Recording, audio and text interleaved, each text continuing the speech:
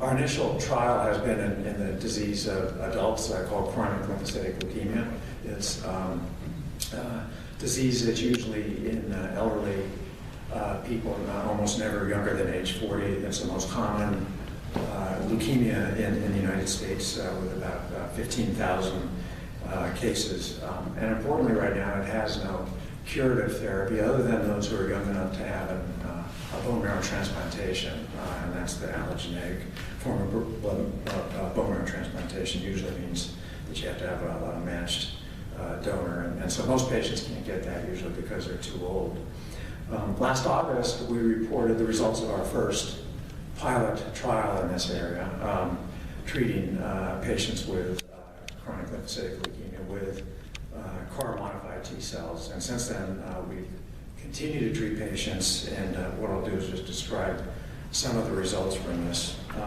What I think it does is open the area, the results from this trial, of so-called synthetic biology, where you'll hear that some gene therapy approaches are to repair or replace missing genes, and another approach of gene therapy is so-called synthetic biology to actually make things work better than they were born in the natural function in nature. So in our case, we would refer to making the immune system work better than it does on its own. So a pharmacologically enhanced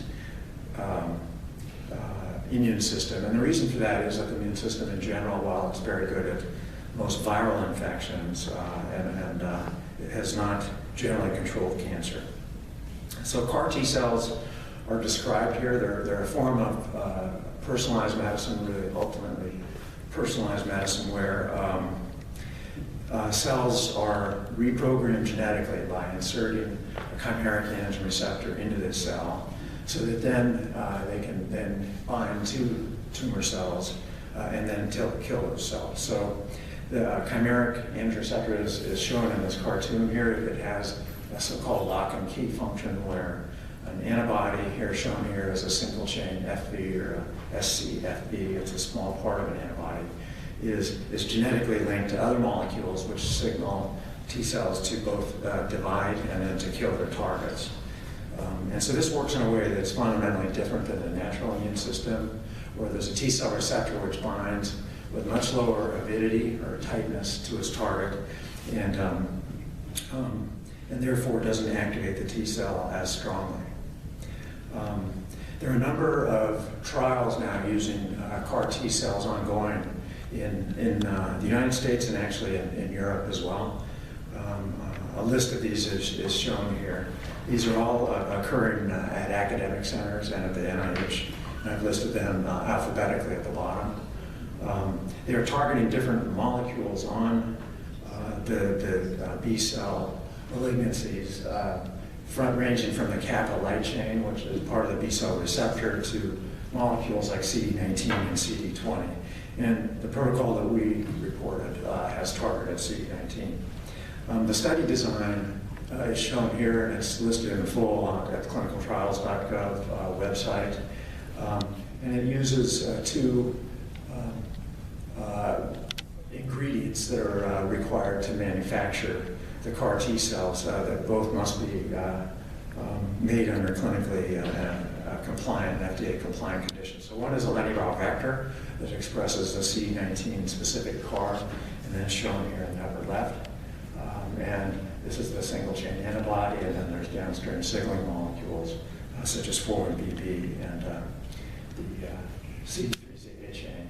Then the T cells are taken from a patient who's had a relapsed leukemia. They're grown for 10 days in the laboratory. This is much shorter than has been done in the past, where this procedure took months. So in 10 days, the cells are done, they're frozen, and then given to patients who've had, in our initial trial, relapsed after at least 2 previous kinds of chemotherapy. So the first 3 patients, I'll summarize their clinical status from they're now more mature, and we have just recently treated a pediatric patient with acute leukemia at the Children's Hospital of Philadelphia, and it's too early to yet discuss that patient. So the initial 3 patients were reported. 2 of them had complete remissions, and that when we reported this, it was initially at 8 months, and now they're out almost at 2 years since treatment and remained in unmaintained remission with no further therapy, other than antibody treatment to replace their B cells. And the other patient had a prolonged partial remission. The first patient was actually became public and released his name, and he's shown here in this picture, Bill Ludwig. The results of the 3 patients are shown here on this slide, where in the upper left is patient 2 who had a p53 deficient tumor. That's a tumor that has deletion of the chromosome 17p, and when that's happened, it's known those cells are usually resistant to chemotherapy, and that's shown very graphically in this patient who had, and the red is his leukemic cell count. The upper normal count is shown here, this dotted reference line. So he had 3 cycles of bendamustine and rituximab, which are the most recently approved drugs for CLL. And as you can see, he was resistant to that. The red count did not go down with the chemotherapy. And then he got CAR infusions, and he had a precipitous decline and disappearance of the T cells from his blood, of the B cell leukemia cells. Similarly, you can see here in bone marrow, this in the brown is staining for CD20, which is a molecule on leukemic cells, and also normal B cells. And 6 months later, on day 177, there's no further staining, and that's now held out to almost 2 years. These are shown patients. This is an example in patient 3. They had large swollen lymph nodes in the showing here in the axilla, armpits, and at baseline, and after 3 months, and they were gone, and as well as large splittings and return to normal size. So to sum up these patients, they all had refractory chronic lymphocytic leukemia. They'd never had any complete remissions after numerous previous chemotherapy, 7 or 8 regimens. So they had late stage chemotherapy refractory tumors. 2 of them had the p53 mutations that confer short survival and resistance to chemotherapy. And most importantly, they had bulky disease, between 3 and 7 pounds of tumor per patient. That was eliminated by the single infusion of CAR T cells. And so we could show that each infused T cell was able to kill 1,000 or more tumor cells. So this is a so-called serial killer T cells, which has been well described in how T cells can kill virally infected cells, that one cell can kill multiple targets. This is the first time it's been really convincingly demonstrated in humans that T cells can kill multiple tumor cells. We're still investigating the mechanism of how that happens. In part, it's because the CAR T cells divide and multiply after they recognize the leukemic target cells. And in fact, we could show in 2 of the 3 patients that the CAR T cells expanded more than 10,000-fold in the patients. So, as I mentioned, this was published last August.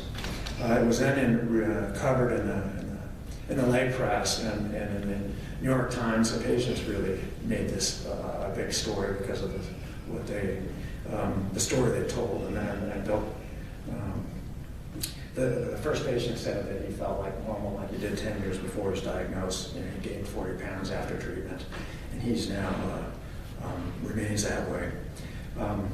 This is the issue we face now, which is so-called a type 2 translational issue, which is how do you get a complex cell and gene therapy out into clinical practice? Most physicians aren't aware of the complexities of the immune system and genetic therapy, and so we've realized that a large education campaign will be necessary to do that. And so what the New York Times did was break this down into 5 parts. That we first used a lentiviral vector, which is a name for a modified HIV virus that's been gutted so that it's not pathogenic, to insert the receptor into the T cells. They then express the chimeric receptors, and then the T cells were given back to the patients, where they then had this antibody fragment that bound CD19 on the leukemic cells, or healthy B cells. It then killed them, and we showed that that was a serial killing function. So the major side effect is that this also takes away the patient's normal B cells, because the CAR T cells can't tell the difference between a leukemic B cell and a normal B cell. So our patients are all on antibody replacement therapy, which is given about every 2 months to the patients to replace the B cells, because B cells normally make your own antibodies. And then a thing that has been actually a major surprise is that the patients all have memory T cells now that express these CARs. So out of 2 years after treatment, they still have these CAR T cells, and we can show that they're still expressed and functional in the patients, so that in part be why the patients have not relapsed. So a single infusion of T cells can last at least 2 years in this way, of gene-modified T cells. A cartoon was made to describe this trial in a way, I think, pointing out the difficulty of understanding this kind of therapy for physician scientists who haven't been trained in this area. And they talk about how scientists have modified T cells to make them wildly proliferate in the patients. And they say that patch genes have been inserted to make them divide, which is what in fact happened. And then make a joke about, well, if you're going to make blood cells grow out of control, then what would happen is because you treated the blood with HIV, so treated one leukemia from another maybe. So that's what we're at now, is trying to make this translate into a routine therapy rather than a boutique therapy at an academic medical center. So there are a number of implications and impact that we found from this early stage trial. First of all, it's the first therapy that we know of that's gone all the way to proof of concept without any support from the pharmaceutical industry. It all happened from grant support and philanthropic support without any support from the pharmaceutical industry. It has, we think that these engineered cell therapies have the potential to replace existing therapies. As I mentioned, the only curative therapy for CLL is an allogeneic transplant, which costs between $250,000 to up to $750,000 per patient. So this is an example of a disruptive therapy, which has been one of the promises of gene transfer therapy, which is that in the end it could be more effective and less expensive than currently available drugs. We've also found that there's a large so-called valley of death with this kind of therapy, where because it's different than the standard pharmaceutical drugs that have been developed previously, it has to go farther through academic development before it can be commercialized, and so that the handoff to the pharmaceutical industry is later than other standard drugs. And so now CAR T-cell therapy is now being developed commercially by several biotechnology and pharmaceutical companies, whereas a year ago there were no pharmaceutical effort in that area. So a number of people have been involved in these trials, both at the University of Pennsylvania and at Children's Hospital of Philadelphia, and I'd like to thank you for your attention.